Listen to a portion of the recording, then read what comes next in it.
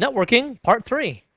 In this nugget, we'll take a look at networking, and this will be part 3, where we'll start by looking at wireless networking. In fact, that's all we're going to be looking at here. And we're looking at, first of all, the benefits of wireless networking, as well as the pitfalls. We'll take a look at the various standards for wireless networking as well. I mean, what is 802.11a and b and g and all of that stuff, and how do you set up the security of all of this, and otherwise configure your wireless network configurations. We'll show you how to configure the wireless access point, as well as your wireless network card and network connection from within Windows. A few years ago, my wife and I built a new home, and when we built this home, I decided I was going to go ahead and sneak in after hours and try to evade the security guard that would patrol the new neighborhood in his pickup truck with a big old flashlight, and I would sneak in and put in my own Cat 5e cabling throughout all the walls. That way I'd have my own network in my own home, and that'd be pretty cool. Well, I didn't really want to do wireless at the time because I had some security concerns and things like that. But one day I was convinced that I needed to go wireless. And here's what happened. I had a brand new laptop at the time. I had a boss who purchased a brand new laptop for me. It was over $5,000. And I had it on the edge of the desk, and I had my network cable plugged into that laptop. Well, this is the dog that what we had. It was a puppy back then. It's a golden retriever, and he's huge, absolutely giant. Well, he got so excited to see me come home that he came through my office, got tangled up in that Cat 5e cable, pulled the laptop off the desk, and it smashed to the ground. Wow. Well, it was at that point that I realized, you know what, maybe there's something to this wireless networking after all, so I didn't have to have these network cables hanging all over the desk. And certainly that is one of the advantages of wireless networks, is that you don't really have the same physical limitations that you do with wired networks. So certainly being wireless gives us the benefit of not having those same kind of physical limitations. I mean, even other conference rooms that I've gone into and things where we all needed to be on the network, we'd have to have a supply of patch cables around, and people would plug into a hub somewhere or something like that, and inevitably someone would almost trip over one of those cables that was running across the floor. So it got to be a real issue. Now, the other thing that's a benefit to wireless networks is the portability. I mean, you can take usually a laptop, and you can take it just about anywhere where there's easy access to a wireless access point. This can be any number of places. A coffee house, for example. Sometimes I'll go up to Starbucks with my laptop, and I'll actually connect to the internet, check my email, and do a little research up there at Starbucks while I'm getting my morning coffee. A lot of airports also have wireless internet access. A lot of them, some of them you have to pay for, but a lot of ones, like the one here in Phoenix, is free. So I can just connect there. Now, there's security concerns there, which we'll address later on, but at least that's free. And some hotels also offer it free. Some hotels charge you over $10 a night, which I think is a real racket. But anyway, you can get this in a lot of places. In fact, there are places in Phoenix and the suburbs where the metropolitan areas are building free Wi-Fi or wireless networks. And beyond that, one of the drawbacks to wireless in the past has been that people have said it was too slow. Well, with the newer standards of wireless networking, we're almost at the same speed as a wired LAN. And so it's really not too bad at all. And especially if you're just using it to browse the internet, hey, your internet's probably only going to come down at 256K up to maybe 3 megabits per second anyway. So wireless network in terms of its total speed capabilities is going to be more than enough for you for wireless purposes. Well, but despite the advantages, we also have some wireless pitfalls, and of course the most obvious one there would be security. I mean, for example, let's say that you've got an office building here, and you've got a wireless access point in here, and I'll just put some antenna on this thing. And then out here in the parking lot, you've got some parking spaces here, and out here, over here somewhere, is somebody parked in a car. Nobody really notices this person. They just kind of seem to be out there doing paperwork or something.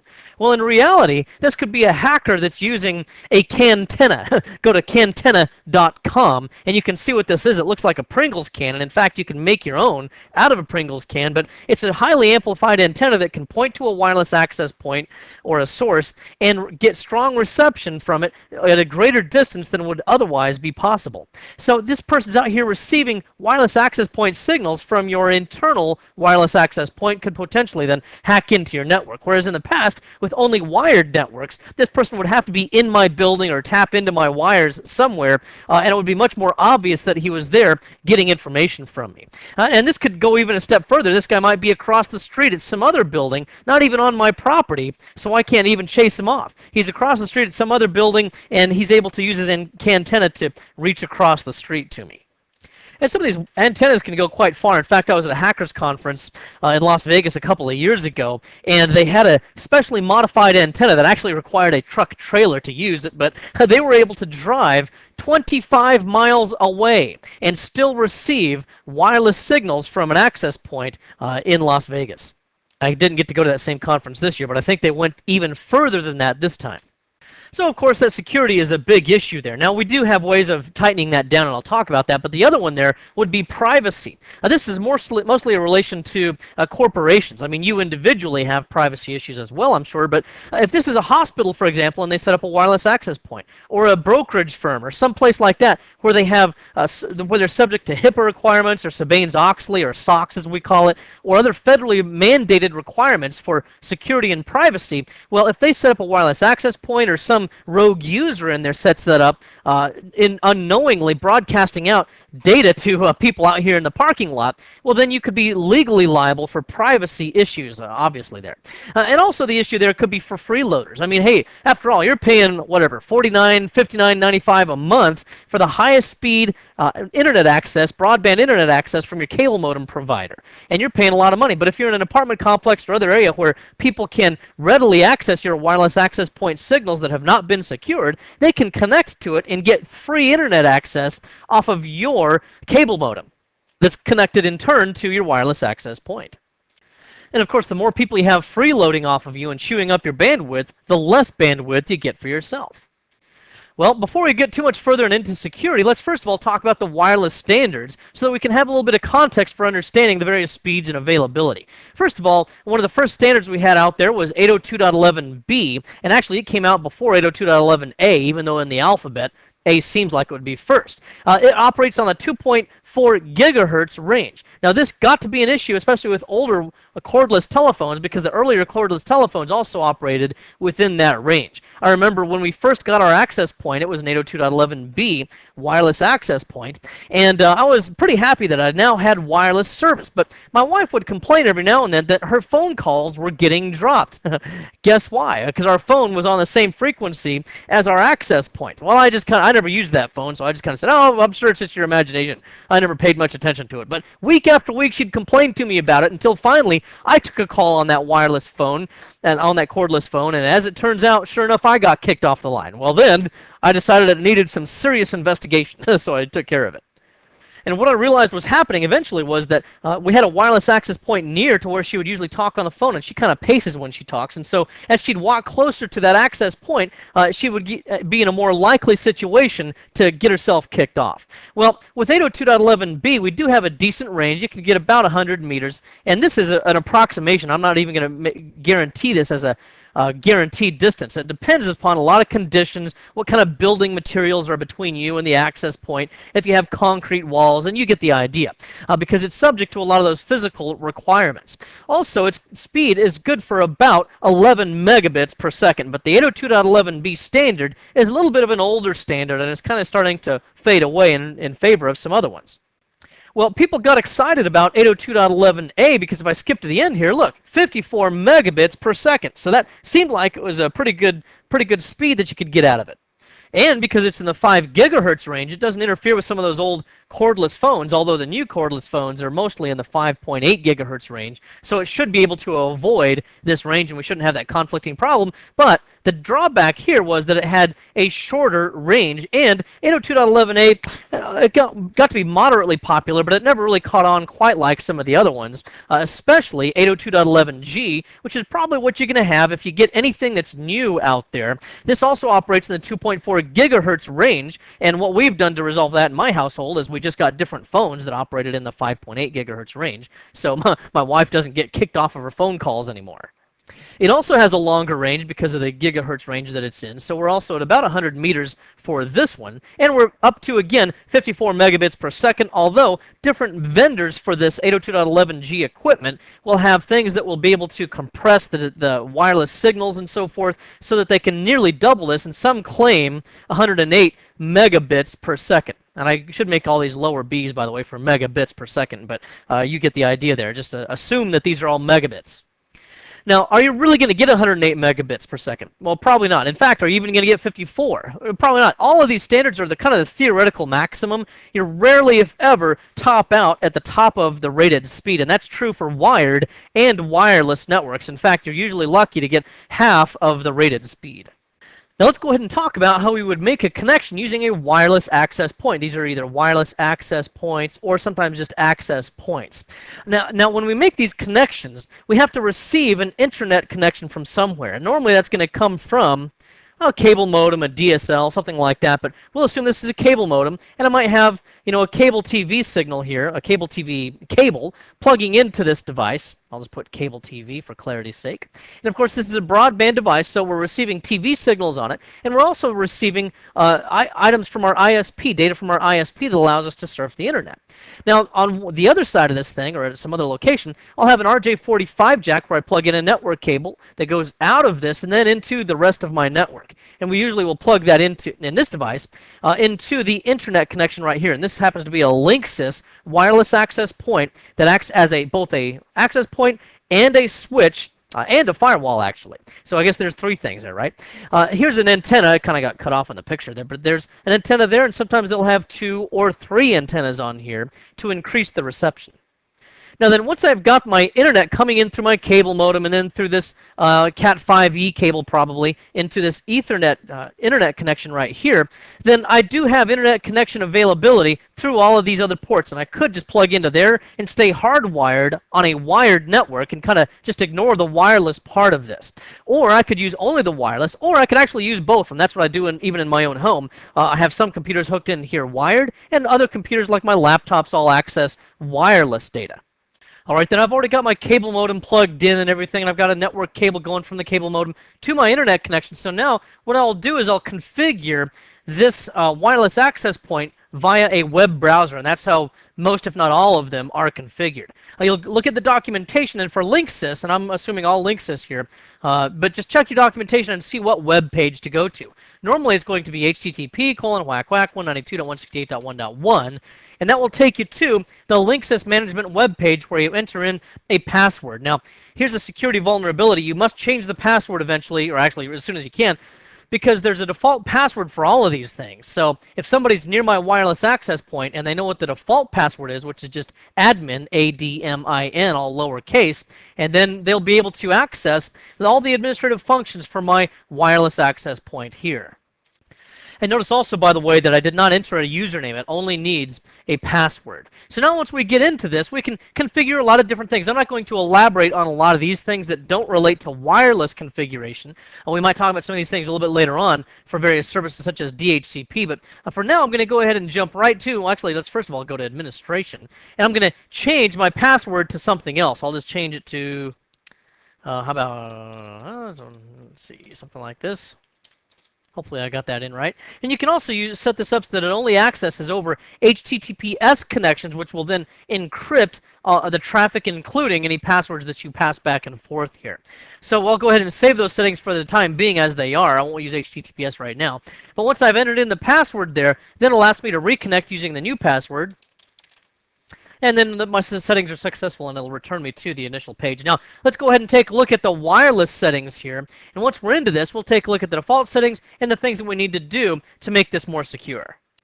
First of all, notice that the wireless network mode is mixed, but I could go with B only or G only. It's better off if I'm using only G devices to go ahead and choose G only, because that'll give me a little bit of a better performance increase because it won't have to be able to send and seek out B signals as well. In my case, I'll leave it for the time being. But I would also enter in a different service set identifier, or SSID, because once again, this is a default, and just about everybody knows what this is. If a ward driver is passing through my neighborhood, and by the way, a ward driver is one of those guys that does drive around in their car with a laptop by them, and they just look for wireless access points wherever they go. Well, a ward driver drives by my neighborhood and he sees that I haven't even changed my SSID, then he's also going to assume that I left my administrative password at the default of admin. So I've become an easy target. So I'll name this to something else.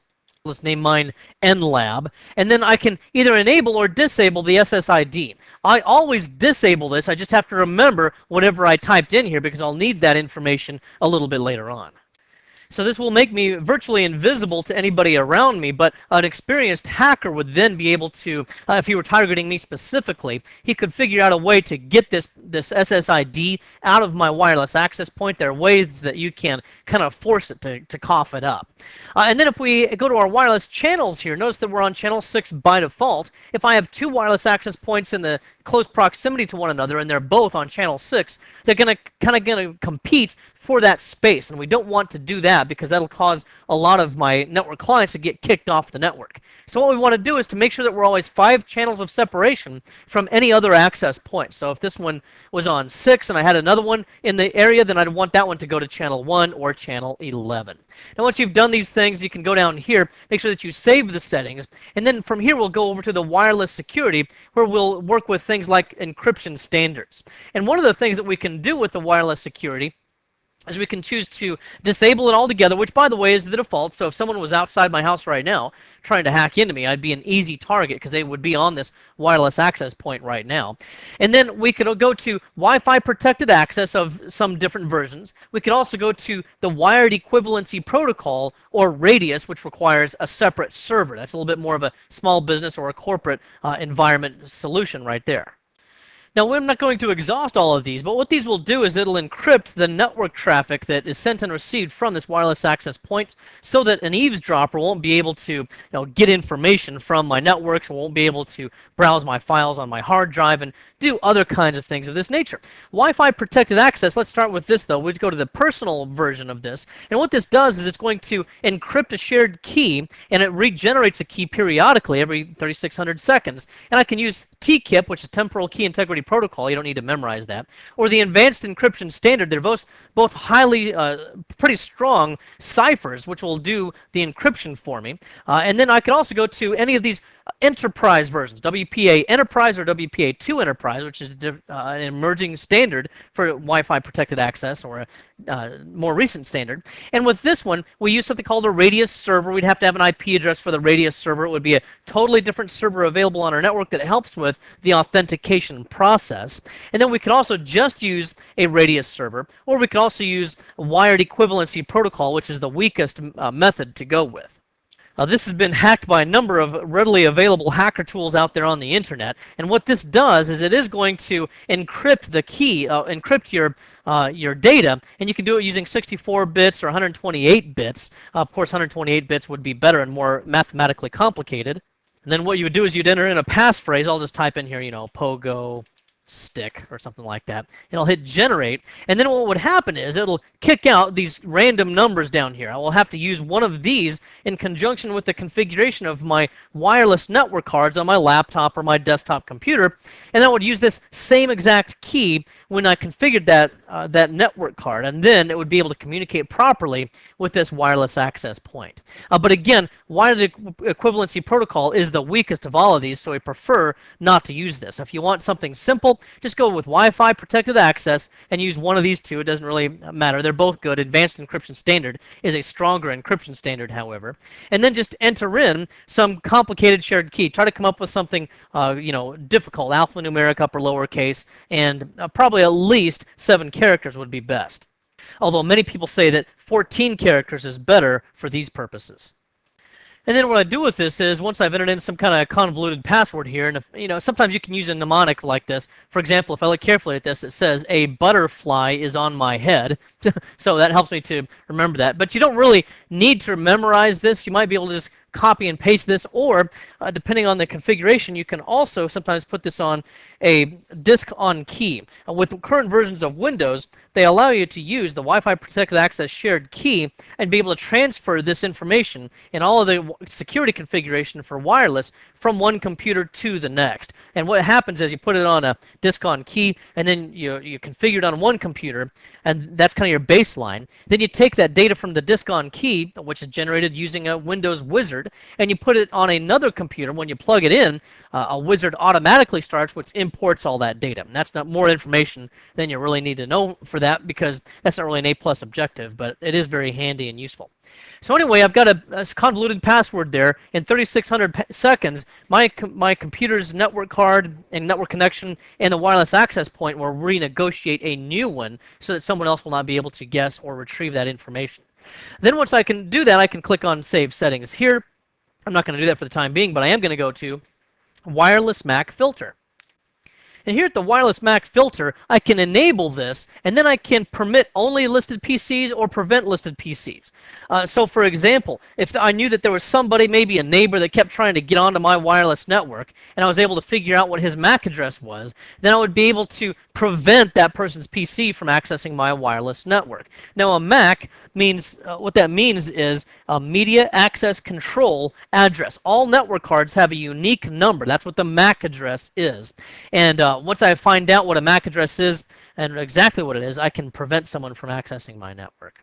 Otherwise, if I use this method, then I have to edit the MAC filter list here, and I enter in only the MAC addresses of computers that I actually want to be on this network. And if I do an ipconfig all from a command prompt and press enter here, then I can see that all of these are MAC addresses. So for example, if I wanted to use that one, then I could, I'll close that up, then I'll just enter that in. Here it says not to use the dashes because it gives me the formatting up here. So I'll take the dashes out, and then this computer, for one, would then be able to access, after I clicked on Save Settings, would be able to access my wireless access point. I'm not going to really use that method, so I'm just going to cancel this, but the reason why I don't like to use this as a real security method is because it's easy to spoof. There's something called SMAC, for example, it's SMAC, that allows you to change your own MAC address so that even if you have, MAC address A, you can spoof it and pretend to actually be MAC address B. So somebody with knowledge and technical savvy could get around my MAC filtering. You know what, I do need to talk to you about DHCP here, to come to think of it. So let's go back over here where we had our automatic configuration for DHCP. Now, what is this? DHCP means Dynamic Host Configuration Protocol, and it allows an automatic distribution and an assignment of an IP address to any network hosts. So for example, if I go to a command prompt and do an ipconfig and press enter, I see that I've got an IP address on this local network adapter of 192.168.1.100.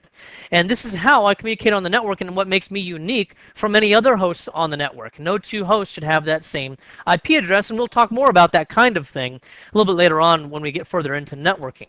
But for the time being, I'll exit out of that, but everybody needs to get a unique IP address, and it's best if people don't just make it up, so they can use DHCP. This Linksys device here will issue DHCP configured addresses, and it will start with these addresses here at 192.168.1.100, and it will issue a maximum of 50 addresses, which is certainly a reasonable number for a small wireless access point like this, where I would not want to overload it with many more than that anyway.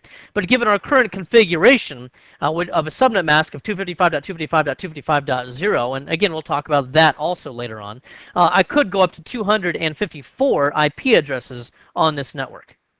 And then I'm going to save the rest of this for later on, but just in brief for the time being, the client lease time determines how long I get to keep the IP address that this router will issue to me. And then I can enter in DNS and or WINS addresses here, which do name resolution for me. Again, we'll cover that a little bit later on. One thing we could also do here is to set up a static IP address. So I'll just go to the static IP from my drop-down list, and I'll enter in an IP address that my ISP gives me. Now this would be the case if my ISP or whatever network that I was connecting to for my internet access did not itself issue DHCP addresses. You see, what normally happens for most areas is that even your wireless access point, when it's connected to your cable modem or whatever, it also needs an IP address to make itself available to the internet so that it can send and receive traffic on the internet. Well, if your ISP does not issue that address automatically, you'll have to enter it in statically, and they'll probably send you something in the mail telling you what it is, or they'll talk it through on the phone or something. And then, of course, they'll just tell you exactly what to enter in for all of these settings. Finally, then, let's go back over here to this Administration tab, where I'm going to go to Firmware Upgrade. Sometimes you'll need to upgrade the firmware on your wireless access point in order to add additional features or to fix a bug or two. So we can do that by downloading the file and then putting it in a location where we can then browse for it. Now, I've already downloaded a file for this, but I'll tell you where I want to get it. You just go to the manufacturer's website. In my case, it's Linksys. which is a subsidiary of Cisco. Then it'll go to the download section or equivalent. You'll get your way around on the website. Just find out wherever they have those kinds of updates. You'll enter in a model number for whatever it is that you've got, and then you'll have to identify. Oops, I didn't mean to click on that. You'll identify what product version number you have. I'm on version 2, so I don't really have any updates that are available for my system. But if I happen to be on an older version, for example, I'd click on 1.0. If I want to know what version information or what fixes this fixes for me, then I can select that information and read through this. Otherwise, I'll just click on the download button to save it, and I can save it on my desktop, and I've already saved it there in the past. Now, then once I've done that, I can close that web page, but I then need to open this zip file up and extract all of these files, which I've also already done. I just dragged them out to the desktop here. And this is the actual configuration file that we see here, that binary file. So now I'm ready to browse, and I'll select the binary file to open it. Then I would select upgrade, and I must make sure that, like the red letters tell me here, do not ever interrupt an upgrade to your firmware, because it could leave your access point in a very uncertain state or partially configured, and you might not be able to get it back. Now, for a lot of manufacturers, if you do that, there is some sequence of steps you can take to reset everything back to its factory defaults with the original firmware, but you don't want to get into that situation, because chances are it could also just totally mess you up. And then finally, and this is not an A+ exam objective, but I think it's very handy to know, if I go back over to the Administration and Configuration Management section, then what I can do is to also back up my existing configuration. Simply click on Backup, and it'll save out as a file, a configuration file with all the settings that I've got. Very handy for whenever I make any major changes to the access point, because if I make changes later on and I cut myself off or totally disconnect myself because of a misconfiguration, I want to go back to that backup and restore it. So I just browse for it, and I've made a backup in the past here, so I would just browse for it, locate that configuration that I had exported previously, open that, and then I would restore that file. Well, now I've got my wireless access point set up, but I haven't actually made any connections to it using a wireless network card yet. So what I did was I got a wireless network card just like the one pictured here, and the instructions very clearly state, much like we do with some multifunction printers, that I should insert the CD first and run the installation first. So I'll go ahead and click here to start, and then there's of course a licensing agreement which we can read through, and then we click on next, and it's going to prepare this system to receive the PCI network card, wireless network card, which I have not yet installed. I will do so after this wizard here, after this setup installation, and then it'll shut down the power on my computer, which time I'll put in the PCI card.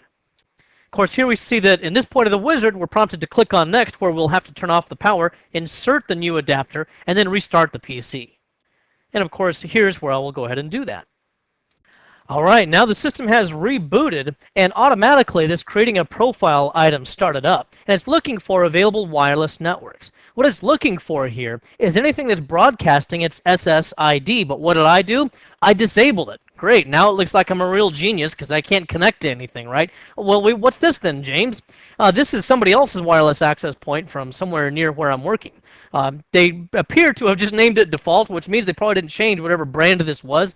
So there are certain hacker sites you can go out to on the internet to find the default passwords for various devices, and I'll bet you I could find that password and break into their wireless access point. Not that I would ever do such a thing.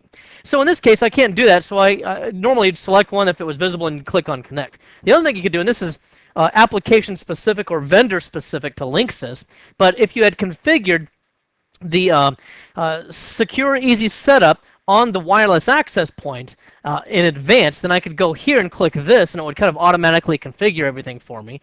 But in order to show you some of the details of setup and not to skip any steps, I'm going to go ahead and go to Manual Setup. And at this stage, I have to identify how I want to receive an IP address. DHCP is working on that wireless access point, so I'm just going to go ahead and let that do the work, and I'm not going to set in any manual settings here. Otherwise, I could configure those things myself manually. Now this is something we haven't addressed yet. There's infrastructure mode or there's ad hoc mode. We're normally going to be using infrastructure mode, and it's the most secure way to go. This would allow us to connect to a wireless router or access point, but ad hoc mode, if I can say the words out, that allows me to connect one PC to another. This can be insecure. If you're in the airport and you connect ad hoc mode to somebody else, it could be a hacker out there just waiting or trolling and waiting for people to connect to them. Now here I have a Linksys as the SSID, which is the default name. I'm going to enter in nlab, which is what we entered in on our actual wireless access point, and then I'll click on next. Here I need to select the security, which will correspond to what I selected earlier over on the wireless access point, and in this case it was WPA authentication, or the WPA personal one, and I used a TKIP key and I entered in a specific wireless key.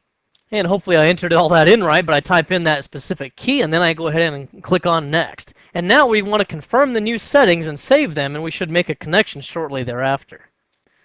So I click on save, and then what I need to do is to connect to the network. It's saved that profile in my configuration, and now we'll hopefully be able to make a connection to that wireless access point. And then here it says that we've connected to the wireless access point, but the internet cannot be found. Man, it must have just disappeared somewhere.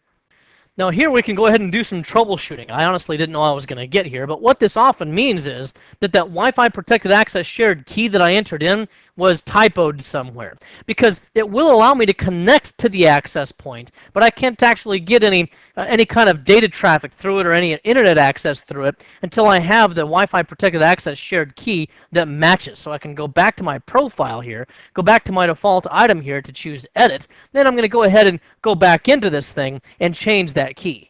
So here I'll go back into the manual setup, and I'm going to skip past the settings that we had before. There's nlab is the name of the Wi-Fi SSID, and then I'm going to go again back to WPA personal, and then hit next. And then we did use the TKIP. Okay, well, TKIP has been selected, and then I'm just going to double check my spelling, and hopefully we get it this time. So I'll enter in the password again here, click on next, save that, and then I'll try to, again, connect to the network. It says it can't associate, but just give it a second. Sometimes these things will light up again here, and we'll give it a moment to see what happens. And sure enough, there it comes. It says you've successfully connected to the access point and the internet. So that's good news. And then we also see here that we have signal strength, which is all bars, so that looks good. And then the link quality is good. So this is how we identify if we're close enough to an access point. If you get somewhere, halfway down here or down in the lower portions of this, then you probably need to get an additional access point in your building or move physically closer to that access point. Or another thing you can do is you can buy adapters for these things, these access points. You can get additional antennas or auxiliary antennas that are bigger, larger, stronger, faster than they were before, and you can then expand your range and connectivity. All right, now then I wanted to also show you how you would do this if you just had Windows capabilities for wireless networking. In other words, you don't have the Linksys software that was installed and all of that. So I uninstalled that because, number one, I don't want you to just have to learn a vendor's way of doing it. Number two, it's probably more important to know the Windows way of doing things. Now notice my little symbol down here for my wireless network adapter has a red X through it, meaning that it's not connected to anything. So what I could do here is to right-click and choose View Available Wireless Networks. Now I know I'm not going to really see anything there except for my neighbor's, whoever that is, their default wireless access point. Because mine's invisible. Remember, I turned off the SSID broadcasting. So what I'll do is to go to Change, Advanced Settings, or I could use a wizard. Now let's go to the wizard here. Set up a wireless network for a small office network. Then I'll select Next, and then I want to set up a wireless network.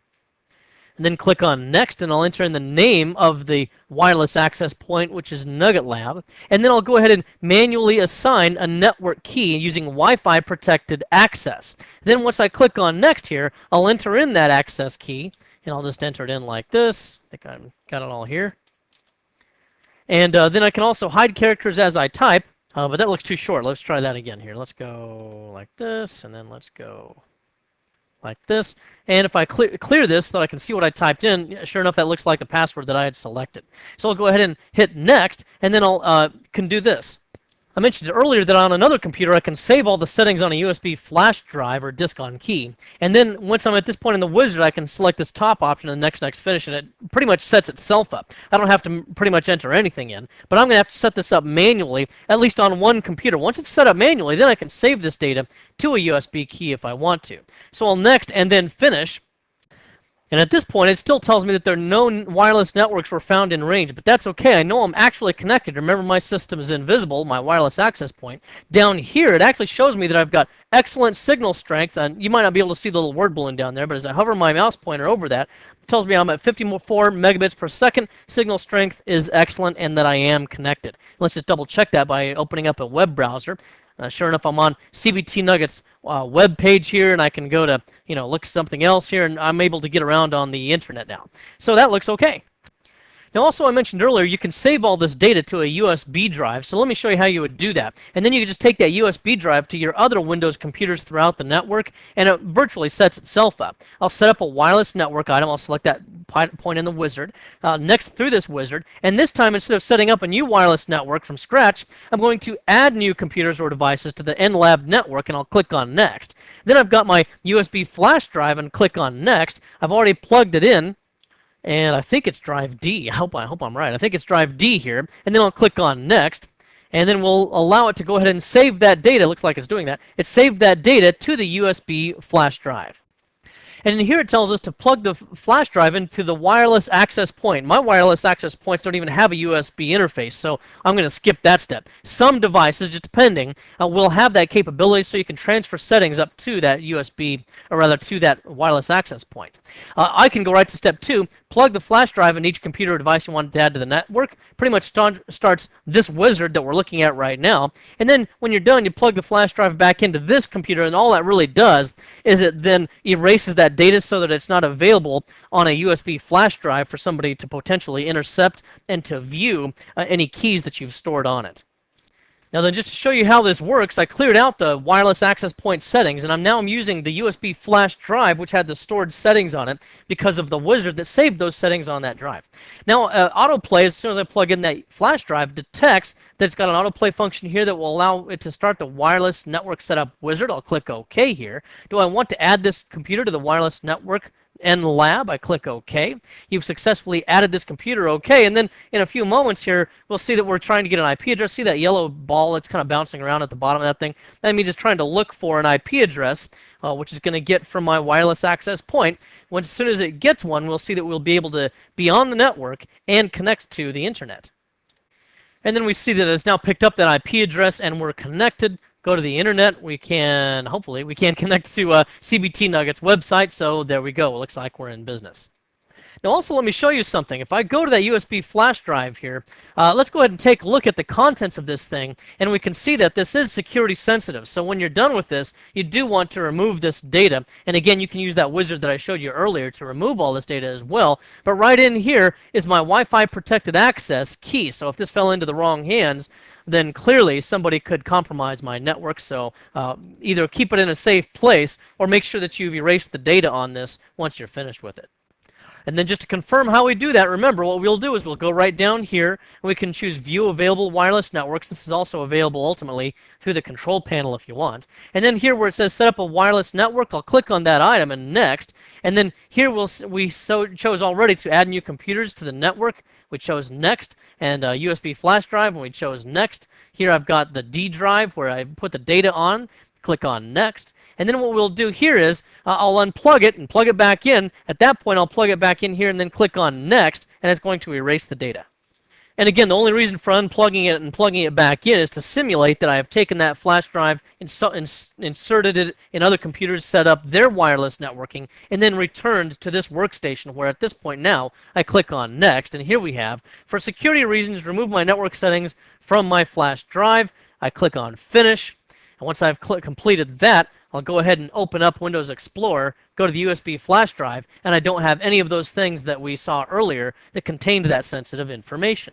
And again, there's my neighbor's wireless access point, so we'll just ignore that one. In this nugget, we took a look at networking, and this was part 3 where we addressed wireless networking and the benefits thereof. Primarily that your golden retriever doesn't get tangled up in your Cat5 network cable and pull your laptop off the desk till it comes crashing to the ground. We also saw that there's some pitfalls to wireless networking, primarily privacy, security, and eavesdropping or freeloaders. But we also see there are several standards in wireless networking, all operating on different frequencies with different capabilities. So we reviewed those, and the latest one is that 802.11g, which gives us 54 megabits per second. Pretty good standard. And again, remember that some of the vendors will have capability to double some of those things, so you might be able to get up to 108. And then we also look at the configuration for wireless access points as well as the network adapters. Well, I hope this has been informative for you, and I'd like to thank you for viewing.